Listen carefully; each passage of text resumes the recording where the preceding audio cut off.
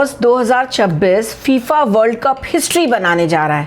पहली बार 48 टीम्स, पहली बार 3 कंट्रीज एक साथ होस्ट कर रहे हैं, कनाडा, यूएसए और मेक्सिको।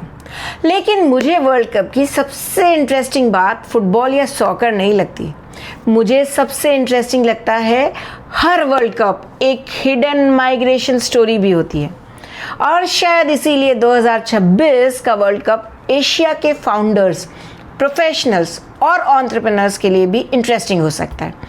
आज हम समझेंगे कैसे। जब लोग फीफा देखते हैं तो उन्हें स्टेडियम्स दिखते हैं और मुझे कंट्रीज दिखते हैं। और फीफा का सफ़र भी छोटा था।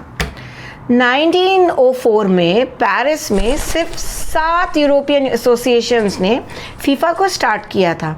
आज यह दुनिया के सबसे पावरफुल फुटबॉल बॉडी में से है। वर्ल्ड कप होस्ट करना सिर्फ स्पोर्ट का डिसीजन नहीं होता, ये एक multi billion dollar economic machine होती है। 2018 मेंस वर्ल्ड कप ने फीफा को रफली 6.4 बिलियन डॉलर्स का रेवेन्यू दिया था। 2022 वर्ल्ड कप के अराउंड फीफा का टोटल रेवेन्यू था 7.6 बिलियन डॉलर्स। मतलब एक टूर्नामेंट से फीफा ग्लोबल स्पोर्ट्स इकोनॉमी का सेंटर बन जाता है। तो सोचिए, इतना बड़ा नंबर सिर्फ गोल्स के लिए नहीं होता। मेक्सिको वर्ल्ड कप को 3 बार होस्ट करने वाला पहला कंट्री बन गया है। कनाडा पहली बार होस्ट कर रहा है और यूएसए 1994 के बाद फिर से दुनिया को अट्रैक्ट कर रहा है। तो क्वेश्चन ये है कि कंट्रीज वर्ल्ड कप होस्ट करने के लिए बिलियंस क्यों खर्च करते हैं? सिर्फ फुटबॉल के लिए नहीं, क्योंकि वर्ल्ड कप दुनिया का सबसे बड़ा ग्लोबल बिलबोर्ड भी है। जब लाखों लोग किसी कंट्री को देखते हैं तो सिर्फ मैचेस नहीं देखते, टूरिज्म बढ़ता है, इन्वेस्टमेंट बढ़ता है, बिजनेस कॉन्फिडेंस बढ़ता है और कई लोग पहली बार उस कंट्री को रीलोकेशन डेस्टिनेशन की तरह देखना शुरू करते हैं। इसीलिए वर्ल्ड कप फुटबॉल से ज़्यादा परसेप्शन का गेम भी है। और ये पैटर्न सिर्फ कंट्रीज में नहीं, प्लेयर्स में भी दिखता है। वर्ल्ड फुटबॉल में बहुत सारे प्लेयर्स ऐसे हैं जिनके पेरेंट्स या ग्रैंड पेरेंट्स किसी और कंट्री से आए थे। कुछ प्लेयर्स एक कंट्री में पैदा हुए, दूसरी कंट्री के लिए खेले और तीसरी कंट्री में प्रोफेशनल फुटबॉल सीखा। यहाँ एक इंटरेस्टिंग ट्रुथ आता है, टैलेंट पासपोर्ट देखकर नहीं आता, अपॉर्चुनिटी देखकर आता है। फुटबॉल और बिजनेस दोनों में एक ही चीज़ जीती है, मोबिलिटी। क्योंकि टैलेंट हमेशा सिर्फ बर्थ प्लेस से डिफाइन नहीं होता, वो एक्सेस से डिफाइन होता है। कभी किसी प्लेयर के पास नेशनैलिटी होती है लेकिन अपॉर्चुनिटी किसी और कंट्री में होती है।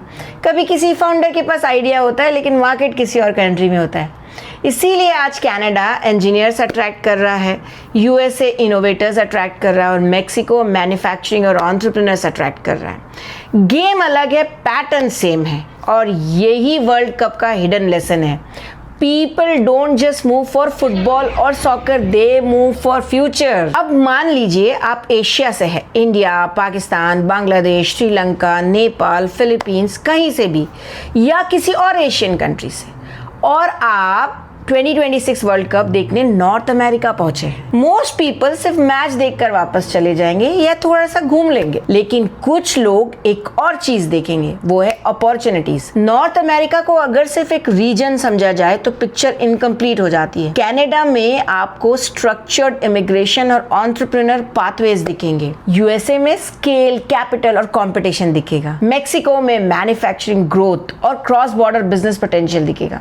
और यहीं से एक नया क्वेश्चन शुरू होता है, क्या मैं यहाँ सिर्फ विजिटर हूँ या फ्यूचर फाउंडर भी बन सकता हूँ? ये लाइन बहुत पावरफुल है क्योंकि वर्ल्ड कप एक ट्रिप लग सकता है, लेकिन कभी कभी वो ट्रिप आपके दिमाग में एक नया मार्केट ओपन कर देता है। अब एक और इंटरेस्टिंग चीज़ को समझते हैं कि वर्ल्ड कप के सबसे इम्पॉर्टेंट ट्रैवलर प्लेयर्स नहीं होते, फैंस भी नहीं होते। सबसे इम्पॉर्टेंट मूवमेंट होती है टैलेंट की, और टैलेंट सिर्फ फील्ड में नहीं होता। Consultants, tech companies, hospitality business, construction firms, media companies, event management, investors, founders, entrepreneurs, हर वर्ल्ड कप के पीछे हजारों बिजनेस काम कर रहे होते हैं। और जब बिजनेस मूव करते हैं, लोग भी मूव करते हैं। वीज़ा डेस्क एक्टिव होते हैं, होटल्स फुल होते हैं, एयरलाइंस बिजी होती है, लोकल सर्विसेज एक्सपैंड होती है। टेम्पररी कॉन्ट्रैक्ट्स आते हैं, क्रॉस बॉर्डर प्लानिंग बढ़ती है। इसीलिए मुझे वर्ल्ड कप फुटबॉल टूर्नामेंट से ज़्यादा इकोनॉमिक माइग्रेशन इवेंट लगता है, क्योंकि ये सिर्फ ऑडियंस का मूवमेंट नहीं होता, ये लेबर, सर्विस, कैपिटल और एम्बिशन का मूवमेंट होता है। और यहाँ एक और इंटरेस्टिंग पॉइंट है, वर्ल्ड इवेंट्स कंट्रीज को टेम्पररीली मोर ओपन बना देता है, not equally but enough to show that mobility can be created when demand is strong enough, and that's the real story. अगर आप एशिया से हो और नॉर्थ अमेरिका को सिर्फ टूरिस्ट डेस्टिनेशन समझते हो तो शायद आप पिक्चर का आधा हिस्सा देख रहे हो। कनाडा में एंटरप्रेन्योर पाथवेज है, C11 work permit, British Columbia और अल्बर्टा में एंटरप्रेन्योरशिप रूट्स हैं, यूएसए में E2 और EB2 NIW जैसे पाथवेज है, Mexico rapidly growing business destination बन रहा है, उसका डिजिटल नोमैड वीज़ा है। मैं ये नहीं कह रही हूँ कि वर्ल्ड कप देखने जाओ और इमिग्रेशन फाइल कर दो, मैं सिर्फ इतना कह रही हूँ कभी कभी एक ट्रिप आपको एक नया बिजनेस आइडिया दे सकता है, एक नई मार्केट दिखा सकता है और कभी कभी एक नया फ्यूचर भी वर्ल्ड कप का रियल लेसन है। जहाँ लोग मूव करते हैं वहाँ अपॉर्चुनिटी मूव करती है, और जो इंसान इस मूवमेंट को समझ लेता है वो सिर्फ स्पेक्टेटर नहीं होता, वो पार्टिसिपेंट बन जाता है। 2026 वर्ल्ड कप को लोग फुटबॉल के लिए याद रखेंगे, लेकिन मुझे लगता है कुछ लोग इसे अपॉर्चुनिटीज़ के लिए भी याद रखेंगे। और वैसे 2026 का वर्ल्ड कप सिर्फ स्पोर्टिंग इवेंट नहीं है, ये एक मैसिव इकोनॉमिक इंजन है। फीफा के केस में वर्ल्ड कप साइकिल से बिलियंस ऑफ डॉलर्स का रेवेन्यू जनरेट होता है। ब्रॉडकास्ट राइट्स, स्पॉन्सरशिप्स और कमर्शियल डील्स मिलाकर फीफा की world cup revenue previous cycle में रफली $6.4 बिलियन से $7.6 बिलियन के रेंज तक पहुंची है। और होस्ट कंट्रीज को भी tourism, hotel booking, transport, retail, global visibility से ह्यूज इकोनॉमिक एक्टिविटी मिलती है। सोचिए, एक टूर्नामेंट बिलियंस का बिजनेस, कनाडा, यूएसए और मेक्सिको, 3 कंट्रीज, 3 सिस्टम्स और ह्यूज मोबिलिटी लेसन।